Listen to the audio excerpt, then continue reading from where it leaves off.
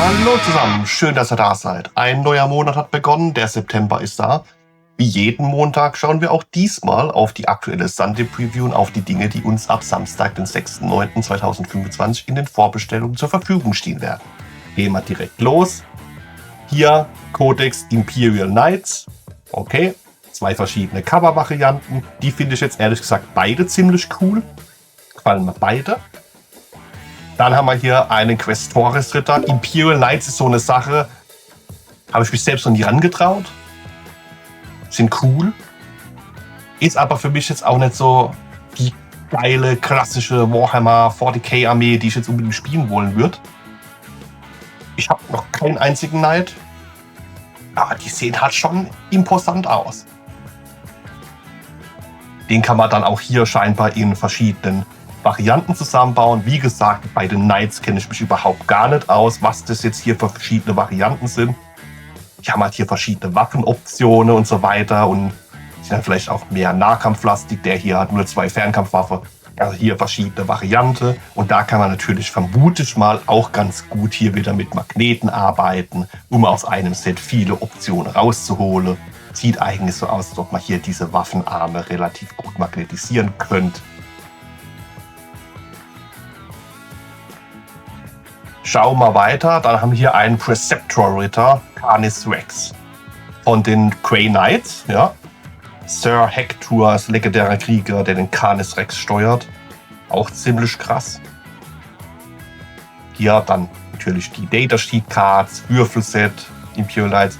Dann, das Modell haben sie ja auch bei der Summer Preview gezeigt. Athan Sean, das ist der aktuelle Ordensmeister der Raven Guard.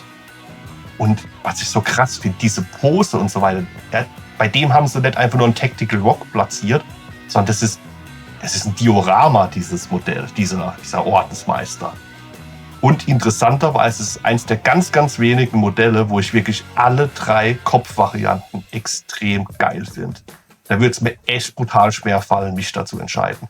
Das Jump Pack ist absolut genial, das mit den Federn, obwohl es vermutlich auch so ein gewisses Sicherheitsrisiko darstellen könnte, ja, wenn hier so die Federn in diese Lüftungsritze da reinkommen. Aber gut, Realismus hin oder her, da braucht man sich ja bei Warhammer sowieso keine Gedanken machen.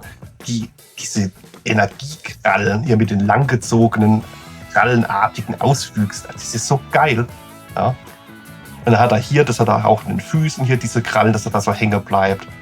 Dann fliegen hier nur so Servoschädel rum. Sehr, sehr cooles Modell. Gefällt mir hammergut.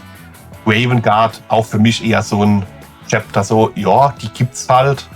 Nie viel damit beschäftigt. Das Modell, das weckt Interesse, muss ich ganz ehrlich sagen.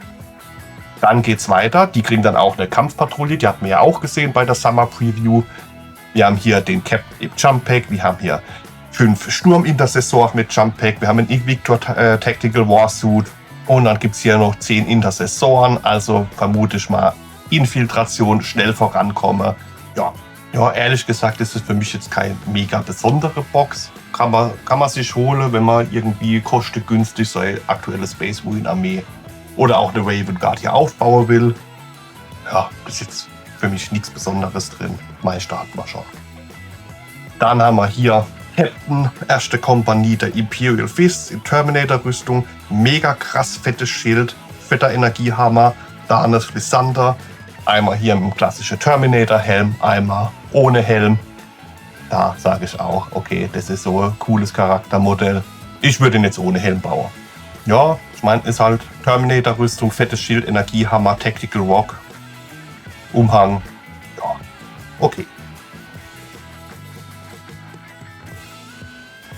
Hier Kampfpatrouille der Imperial Fist, die finde ich ehrlich gesagt richtig geil. Man kriegt 5 Terminatoren, man bekommt 5 Intercessoren, man bekommt 5 schwere Intercessoren und man bekommt einen Captain mit den Helden der Kompanie, mit Standardenträger dabei, mit Champions dabei.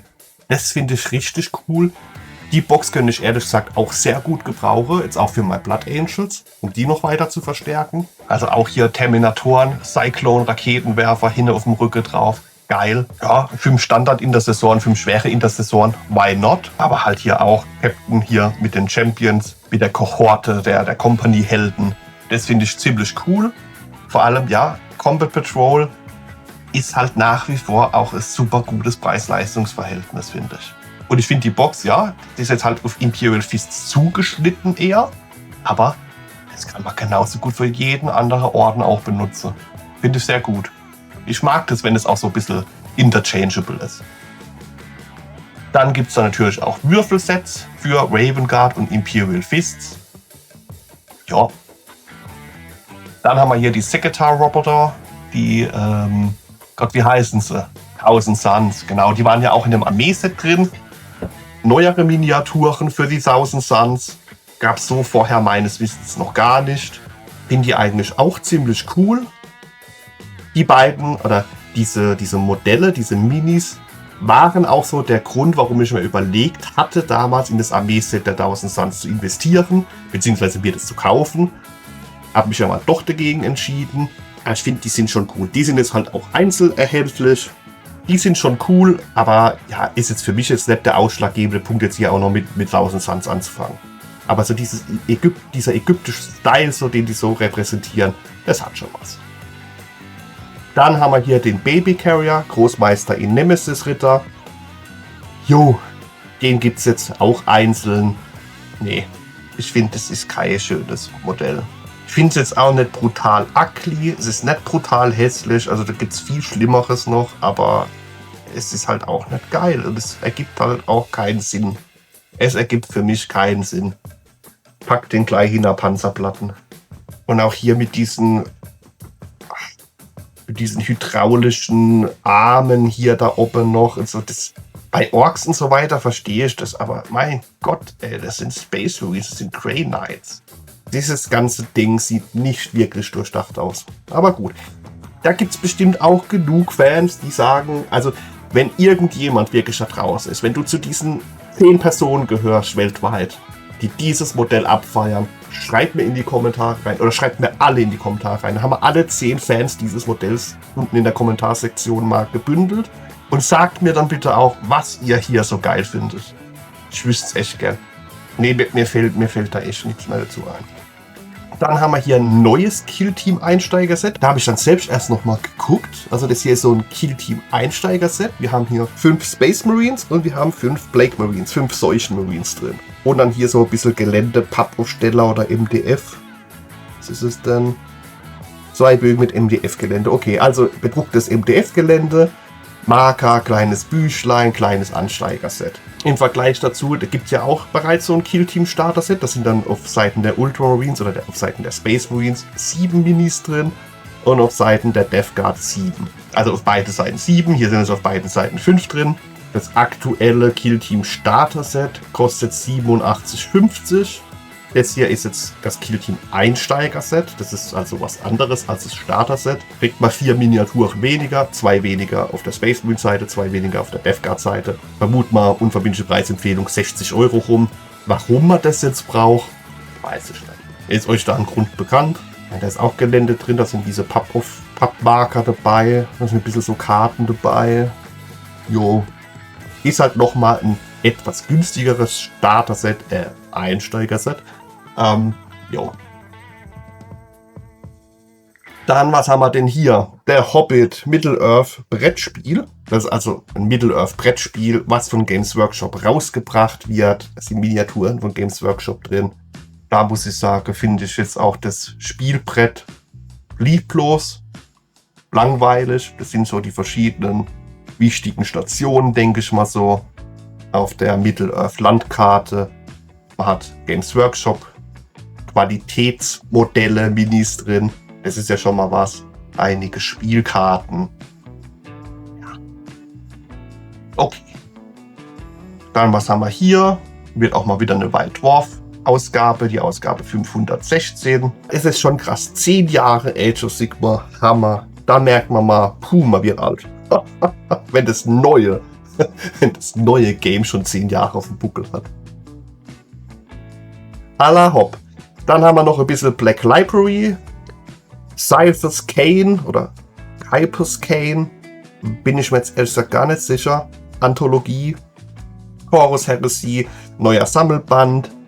Auf Deutsch. 3. Sammelband. Fulgrim auf Deutsch. Horus Heresy, The Collection hier. Collection 17 auf Französisch. Cooles Cover. Auric Hammer, Eidolon auf Französisch. In letzter Zeit kommt echt viel auf Französisch raus auch, was vorher noch nicht verfügbar war. Finde ich interessant. Dann, oder es ist nur Einbildung, keine Ahnung. Dann gibt es natürlich neues Zeug auf Warhammer Plus. Jo, auch hier wieder einiges dabei. Die Combat Patrol für Imperial Fist ist so momentan mein Favorit, würde ich mal sagen, weil da habe ich auch wirklich einen Einsatzzweck. Da kommt man günstig an die Modelle dran. Terminator mit Cyclone, Raketenwerfer, Heavy Intercessors und die Helden der Kompanie. Geil. Da kann man schon ein gutes Schnäpperle machen damit. Jo, Imperial Knights ist jetzt nicht so persönlich bei Ding. Ethan Sean, Ordensmeister der Raven Guard. Saugeiles Modell, finde ich. Hammerpose. Phänomenal. Richtig schöne Mini. Ja, und ansonsten hier, ja, diesmal bunt durchgemixt in der Sunday Preview. Einiges dabei, vielleicht aber auch gar nichts für euch. Lasst es mich wissen, schreibt in die Kommentare. Und allgemein gilt natürlich auch immer, auf dem Channel gibt es mehr als nur diese Newsartikel. Die Newsartikel kommen jeden Montag um 18 Uhr, früher schaffe ich es leider nicht. Und freitags 18 Uhr kommt momentan dann ein Video, da wird entweder gebaut oder da wird gebastelt oder es wird gemastelt oder es wird übers Hobby philosophiert, in Erinnerungen geschwelgt oder es wird was angemalt, habe ich das schon gesagt? Ich weiß es nicht mehr. Also auf dem Kanal gibt es mehr als nur diese News-Videos und wenn ihr mehr auf dem Kanal sehen wollt und den Kanal unterstützen wollt, gibt es 3 super einfache Dinge. Abonniert den Kanal, lasst ein Like da und schreibt mir was in die Kommentare. Ich freue mich immer auf euch. Jeder einzelne Like, jedes einzelne Abo und jeder einzelne Kommentar ist ein Motivationsboost. Das freut mich. Und genauso viel Spaß, wie ich im Hobby habe ich auch allgemein hier mit dem ganzen YouTube-Zeug. Das war bisher schon eine sehr interessante Reise für mich. Als ich da vor jetzt 3 Monaten gestartet bin, hatte ich keine Ahnung, mit welcher Software mache ich überhaupt die Aufzeichnung, wie schneide ich denn Videos, was ist wichtig, was ist ein Voice-Over, wie mache ich das, was für Equipment brauche ich denn überhaupt. By the way, das ist immer noch Standard-Mikrofon, das ist mein Handy, filmt das Zeug und das ist kein teures iPhone, das ist irgendwie so ein, keine Ahnung, Samsung Schlag mich tot kruscht, das ist auch schon älter. Ich find's Hammer, mir macht es Spaß und ich hoffe, ihr habt auch was von den Videos. In diesem Sinne, danke fürs Dranbleiben, danke fürs Zuschauen und bis zum nächsten Mal.